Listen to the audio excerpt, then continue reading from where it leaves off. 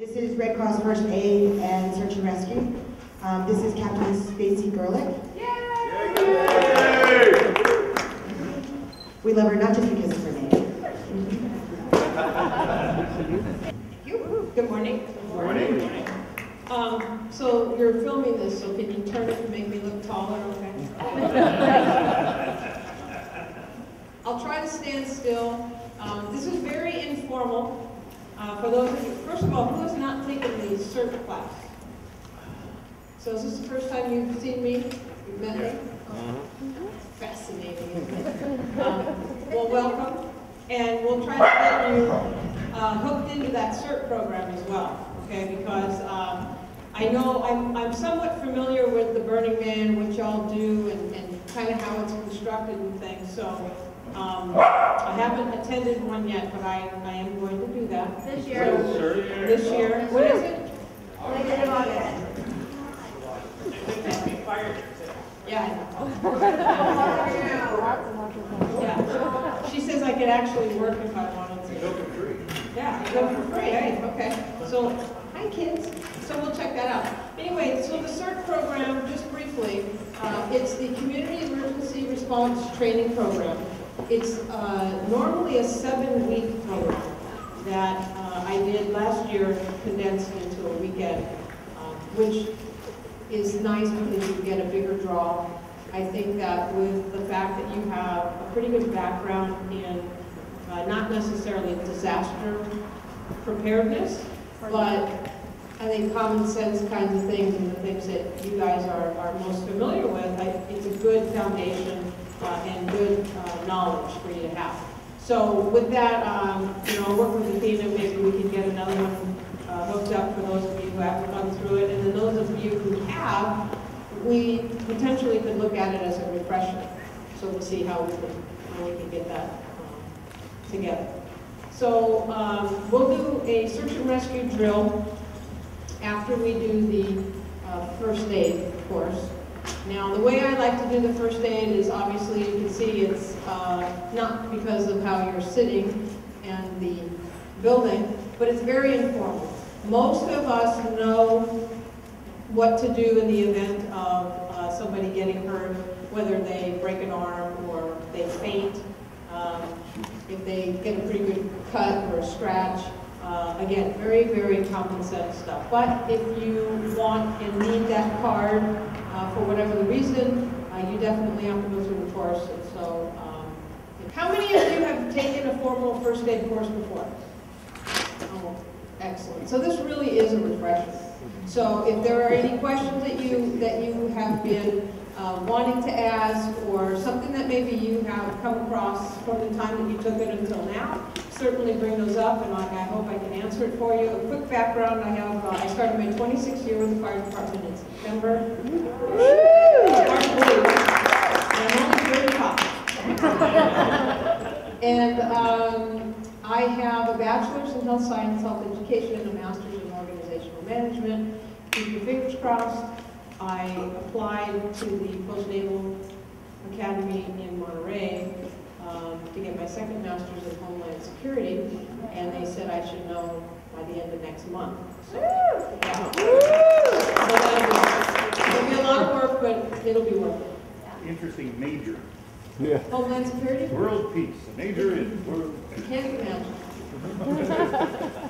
Right? Live it, breathe it, why not? So I'll keep my fingers crossed. I know it's going to be a lot of work, but I think it'll be exciting, challenging is really what I'm looking for. And other than that, I am a paramedic. I retained my paramedic license, so I've had that since I was hired by the fire department. And I may or may not take the battalion chief's test. I don't know. It all depends on how long I can really stay. So we'll see. Yeah, we'll see. So first aid. One of the most important things that we collectively need to remember is that just because you've taken a course, you have a certification card, does not mean that you have to render care. Okay, it doesn't mean it. But if you decide that you're going to help somebody who is injured or needs assistance, there are certain things that we have to remember. Now, the Good Samaritan Law, you've all heard of it. The one-page thing that I handed out to you talks about legal issues. In the handout, the Good Samaritan Law is also discussed. But basically it says this: anyone who's acting in good faith and who is going to render first aid care to another individual, and you're not trying to inflict further harm, you would be covered by the Good Samaritan Law. And also, as long as you're acting within your scope of knowledge or your scope of training. Okay, so what that really means is that if you have not been trained to do C-sections for a female who's 9 months pregnant with imminent delivery, don't do it. If you have not been trained to make a slit in the person's throat to put a straw down there to open their airway, don't do it. Okay? And those things that are way outside the box. That's really what it refers to. Now, unfortunately, here in LA, we have this huge litigation issue that most people are very, very concerned with, and rightly so. Oftentimes I hear, well, you know, I really wanted to help them, but I was hesitant because I didn't want to do anything wrong, and I didn't want them to come back and sue me. And even if you didn't do anything wrong, you know, people take that opportunity. So I get that. I completely get that, and I understand that mentality. However, I think that we, collectively, again, have to ask ourselves this question. If we individually were in that situation, would we want someone to help us? Okay, most of us would answer yes. But again, I think with this particular group, you have seen probably a lot more things than the average individual, just given the types of outings that you do and the numbers of people that you are involved with. And I'd be really hard-pressed to think you haven't seen something at some time that was really kind of bizarre off the wall. Does anyone have an example? Have any of you seen anything that was, may or may not be a little abnormal, but something that kind of caught you off guard? Injury-wise? Yeah, first aid wise. What? Run across a number of incidents at Burning Man. We actually had somebody pass out and die in front of us. So somebody passed out and died, okay. And then the next day, somebody had fallen into the embers of the fire and was extinguished. Okay, so someone fell into the fire and now they're third-degree burned, broken up. Okay. I mean, that's pretty bad. And especially if you've never seen it, it's really bad. And if you know the person, it's worse. Yeah. Because of the emotional tie that then comes into play. It's really, really difficult. Yes. Again, it's at Burning Man. It sounds like Sounds like I should go. But, like job security, I should go. Yeah.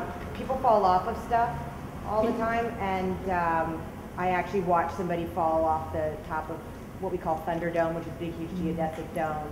And so when they land, there's no broken skin, there's no bleeding, there's no anything, but you know they just fell from a very tall height. And right. So how high is that? Okay. 40 plus feet. Okay, so let me just say this, that in my line of work, 20 feet or higher is a guideline for that individual to go to a trauma center. They did. Okay, so I'm just saying that's a long way. Did you witness the one where the woman that weighs well over 200 pounds fell on top of the guy? Yep. That guy was sitting right We're trying to here. track who he is because she fractured. So that was you? No, she missed me by like a foot and a half. She crossed the dude right next to me. Did she fall from a height? She fell from the top of Thunderdome, 300 plus Wow. pounds, landed on the shoulders of a guy that weighed about 116 pounds. Oh! And He went compressed split. 4 discs, broke his back in 4 places, and because he was gay, he was back on site 40 hours with a full halo and back brace on. And for the rest of the event, every time we look at him, we say, 0, you're slouching, sit up. Wow. Yeah, so, I mean, and this is the point, is that, you know, things will happen and sometimes people are pretty resilient, you know. They'll get up and they're stoic, and all the other reasons that we know. But, you know, they'll get up and they'll go, hey, no big deal. And then later on, you come to find out either they go lay down someplace and they don't get up, or they go lay down someplace and they can't get up. And so these are the people that we want to watch, right? We need to make sure that we are tracking these individuals the best we can. And you made a good point, you know, someone said she was drunk. So she probably didn't get hurt at all, because typically I can tell you that, you know, when we are under the influence of alcohol, our bodies tend to be pretty relaxed. And for many instances that I've seen, that individual who's inebriated does really well, and not so the case for the person that they either run into, fall on, or whatever the case may be. So on that note, if at all possible, if you're pretty much the sober party, does it help you to relax before the car hits you? Yeah, but absolutely, yes it does. However, here's the problem. If you are looking in your rearview mirror, right, and you know that car behind you is going to hit you, I don't care how much you talk to yourself, you're going to tense up. But it is true, if you could talk yourself into being a little bit more relaxed, you would do better. You know, in other words, what do we normally do when we see that car coming behind us is that we'll grab onto the steering wheel, we'll lock our arms out, which isn't really good either. And the other issue that we see a lot of with the newer vehicles and the airbags, that those airbags deploy with a lot of force behind them. And we've had our firefighters that have reached in to help someone, and the thing hasn't gone off, and they didn't disconnect the battery. That's a lot of times why we do that. And it went off while they reached in and broke the arm. Broken noses are very common when the airbag deploys, and fingers and allergic reactions because of the powder. Yeah, it has cornstarch in it, but people that have asthma and have some breathing issues, you know, you're like, gosh, why is this person having a hard time breathing when they were, you know, rear-ended or hit from the front or hit from the side? And often it's the powder. So there's a lot of weird things, right? So with that in mind, the best thing to do is don't worry so much at that point about how it happened, but what is that patient or that person, what are they eliciting to you in terms of an injury or a response to whatever that event was? Now, you don't have to worry about diagnosing anyone. However, we all do it. You know, we all come up with these ideas. Well, maybe it's this, maybe it's that. I mean, and really, it's not our job to do that. Our job is to recognize that something is wrong and they need some assistance. And so now we have to talk about what's the best way to do that. So, the Good Samaritan law is what covers you if you choose not to do anything. Just because you have that card doesn't mean that you have to. And who's going to know that you have it? Unless you take out your wallet and you go, hey, look what I got. Who's going to know that you have it? Okay, probably not very many people. So just keep that in mind. However, the best thing you can do is do what? Is there a doctor in the house? But I'll throw this back at you. Be careful, right?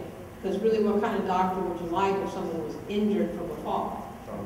Trauma doctor. But maybe it's a proctologist. But you just said, is there a doctor in the house? You know what I mean? And a lot of times, it's quite fascinating how many times we respond to a 911 call to a doctor's office for a person who's having a heart attack.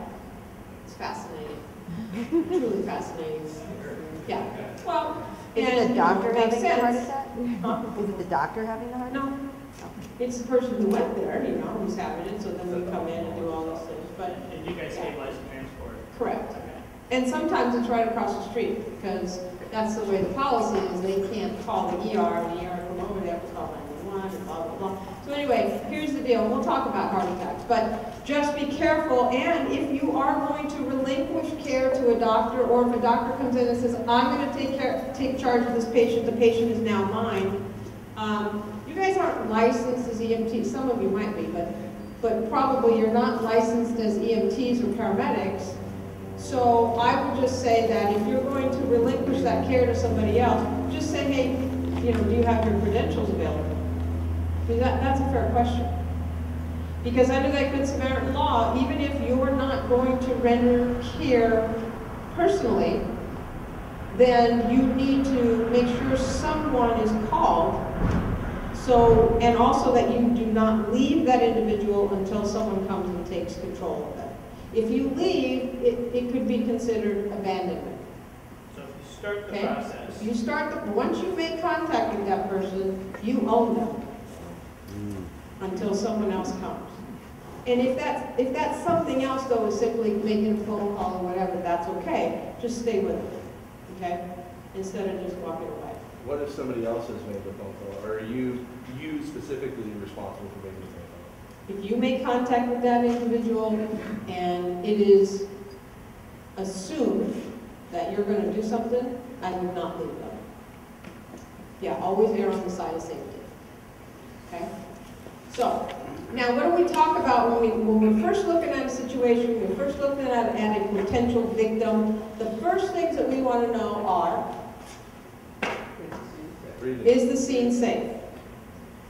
Right, and that's like the first question on the test that everybody typically misses, right? Because we're thinking ABCs, airway, breathing, and circulation. So if the scene is safe, that's important. If it isn't safe, are you going to want to go in there and become potentially part of the problem? No. So, is the scene safe? Next thing you want to know is the person breathing, airway. So the way that we open the airway now is a hand on the forehead, 2 fingers under the chin. You push down as you lift. Now, anatomically what this does is it flexes the head back and it moves the tongue forward off the back of the airway. And the way it does that is because it's connected, the tongue is connected to the lower jaw. So simply by pushing it forward a little bit, you absolutely are going to be moving your tongue enough just to restore the respirations if that person can breathe on their own by doing that maneuver. Now, we've described a trauma situation when a patient has fallen. So in that instance, we make assumptions. And the assumptions are, if they fall from that far, they probably would have neck and back injury until proven otherwise. And proven otherwise means x-rays and the whole deal. So instead of the head tilt chin lift, if you put your index and middle finger from both hands behind the lower jaw, and remember that the patient is laying down on their back, and you push it forward a little bit, that will enable you, again, to move the lower jaw forward, hence the tongue will move with that, and if in fact that's the only reason that they're not breathing, you may be able to restore their breathing on their own. The tongue is a muscle, so if the person is unconscious, it is possible that while they're on their back, that tongue relaxes, and it falls back and it closes off the airway. So that maneuver is what will help you open that airway. That makes sense, right? Okay. Now, this is going to be somewhat, people would say, well, I might and I might not, when we talk about are you going to try to ventilate or give respirations to that person who isn't breathing. So under the new CPR guidelines, ventilations are optional. But compressions are absolutely a must. But you don't have to ventilate. You don't have to do mouth-to-mouth. You don't have to worry about that, especially if you don't know the individual. But what is more important is the fact that you're doing good compressions, deep enough, hard enough, fast enough to keep that blood circulating around to hopefully keep them, you know, oxygenated until they either you revive them or long enough to get assistance from paramedics and obviously at some point to the hospital. So, and I'll go a little bit more into that. This is not the CPR class, but I'll cover that so you understand it, how it's really written down. So the airway. How do you know if they're breathing? Well, once you do that head tilt, chin lift, or the jaw thrust, you need to get your ear down next to their nose and mouth and listen. And you also have to look down towards their feet instead of at the head, so that you could see the rise and fall of the chest if they were breathing. Okay?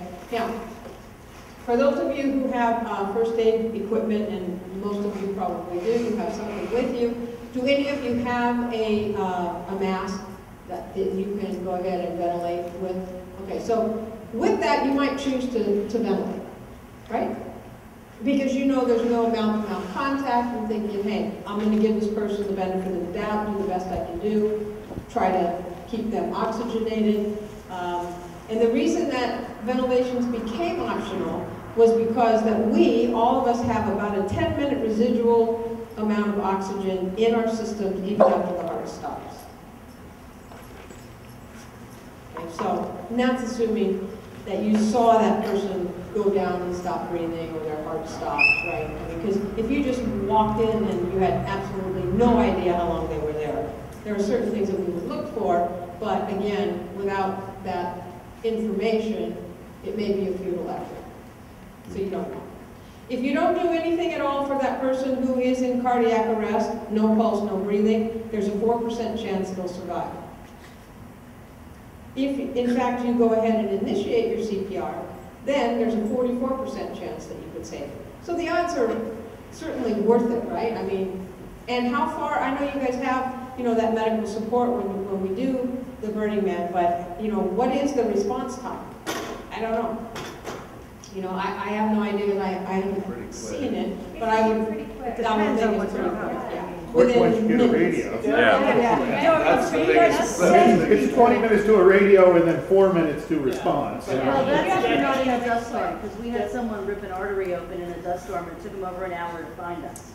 Wow. Yeah. Jen made a call from a known street corner, and they were, what, a minute and a half Yeah, it just with the depends. gator? If you have a radio, the response is pretty quick. Especially If if you they're don't like have a a known radio, intersection. it's a whole. So are your CB radios? No, we have staff radios. Staff radios, okay. So, I mean, I can call 911 and they're there. And they're all trunked, they're all digitally trunked and on a repeater, and they're getting like every mile walking. Yeah, and there's staff everywhere, and like when I saw the girl fall off of Thunderdome, it was like maybe Right there. 30 seconds till I found an actual staff person, and then maybe another 2 minutes before we got medical on site. Very, yeah. And this year we had 2 helicopters on the ground. But the But it depends, you know, if you're lucky if it's a clear day, because we were Right. out in Deep Playa Yeah. Yeah, at night. if you're in Deep Playa, Someone came into our yeah. bus, essentially ripped a chunk out of their knee about that big, tore into the artery. And we had a whiteout dust storm, so Yeah. ESD had everything Right. frozen. And we basically had to tie off her leg and have beer cans wrapped around her, holding her cold and elevated with blood all over the floor of our bus. and what happened? About an hour and a half later, they found us in the dust. I mean, it was so dusty you couldn't hold your hand. And do you know the outcome of? Yeah, they took her down to medical and they helicoptered her into Reno, and 2 days later she was back on the playa in our camp having breakfast. It's hard to explain. No, I get it. You guys are like those UFO folks.